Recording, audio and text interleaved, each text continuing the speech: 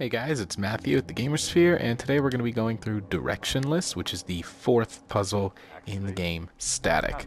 So this one, if I had to say, is probably, it's just a lot of trial and error, honestly.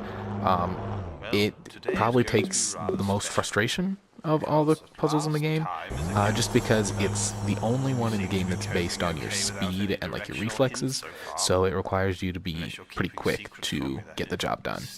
So, with that being said, here is the control scheme. So if you look on the left, you've got 360, 90, 180, and 270. They're coordinates, and they correspond to this dial here, which in turn corresponds to the D-pad. So up, or I'm sorry, the D-pad. So up, if you click up, you're clicking 360. If you click right, it's 90. Down is 180.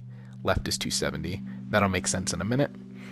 You've got 4 lever switches here, so this is L2, L1, R1, R2, and they light up different things. And then over here you've got the face buttons, so north is triangle, east is circle, X is south, and then you got west is square. Again, they're lined up just as they would be, on a compass. So what you're doing is looking at these 4 screens, and they'll have a prompt on them. So for example, this one, it wants you to light up the 4th one of these lights, which is R2. Once you do that, it activates. This one wants the last 3 lit up, so that would be L1, R1, R2. And you just got to keep going. So only L1, only R1, the first 3. So then it turns to numbers, and the clock starts. So if you see on the screen, it's counting down, it goes blank, and this little contraption here moves backward. So at this point it becomes timed. So instead of being a diagram, now it's numbers. So each one corresponds to, so in this case L2 is 1, that's the furthest most light. Then you've got L2, R1, and R2. The last 3 are lit up. Basically a 1 means depress the corresponding button. So in this case, 1, there's only one, that's R1 because it's in the 3rd slot. And then you work your way through it until this contraption gets to the end. That lights up and your module gets more confusing. So at this point, okay, so how are you feeling at the end of phase 1? Don't ask me how I'm feeling. I'm feeling fine. Moving on. Alright, so now you've got this little kind of coordinate grid thing and a compass, which you trigger with up on the D-pad, right, down, and left, and up, right, down, and left, or triangle, circle, X, square, sorry. So now it gets 3 times more complicated. So you have to combine the lights up here. So there's 0, 1, 1, 0, which means I need to click down the 2 lights in the middle because there are the 2 1s in the middle. So that's L1 and R1. While holding those down, I also need to have the compass facing north. So I need to click triangle. And then finally, I've got 270. Which is 270 degrees. So over here I see that 270 corresponds to left on the D-pad, which you have to hold that and hold. So basically everything needs to be held. So like, even though I can click circle and move it to east, or click X and hold it and have it pointing south, I have to have it held. And you can hear the little gears turning. So I need to have triangle held, L1 and R1 held, and left on the D-pad all at the same time. Then it changes. So now up on the D-pad is 360. I can't even talk because it goes so fast. So up, X, L2 and R2. And you just got to keep doing it. Down, X, that's not right. That's L2 and R1. So up, circle, R1. Down, circle, L2, R1. Left, X, L1, R1. And it keeps going. So, oh no, I did that wrong. Wait. L2, left, and X. There we go. Left, triangle, R1. Then you can pick any one of these once it gets to look like this. So I'll go right, south, L2, R1. Then I'll do left, X, or square. Those two.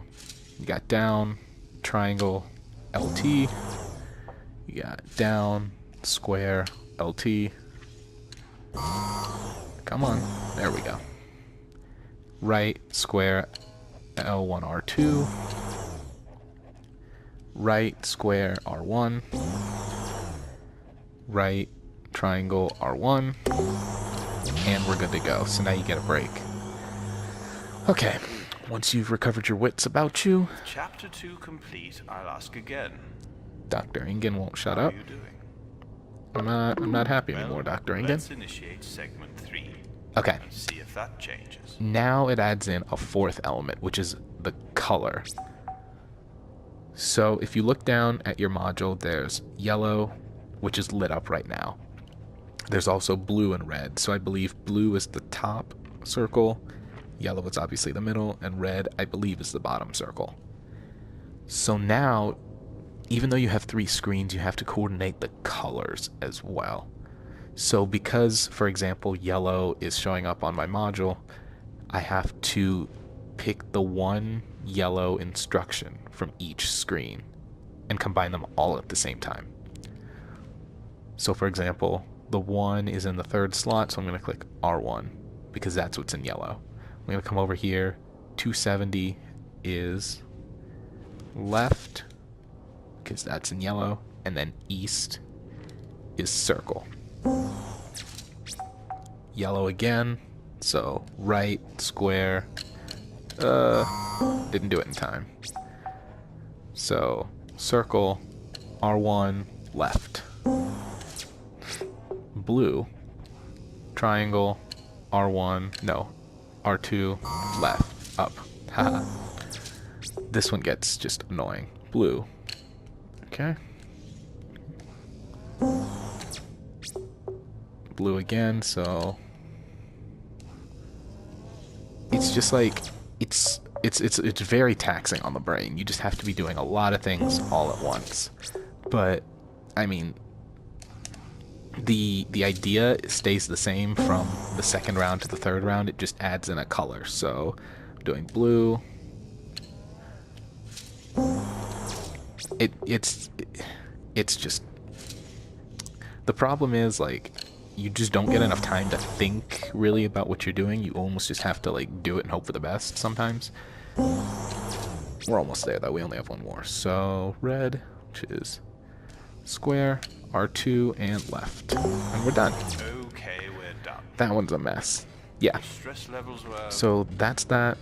unexpected. Again, the 3rd round is really where you just have to pay attention to the colors and put it all together. But I believe you still had This is, like I said, the only puzzle in the game where speed is an issue, where it's a reflexes game and you gotta kind of just be quick. Everything else you can take your time, figure it out, work it through. But yeah, this is probably one of the toughest puzzles in the game, just because it's reflex based and it's gonna punish you until you figure it out. So hopefully that helps. Hopefully you'll be able to get through it, and I'll see you guys in the next episode.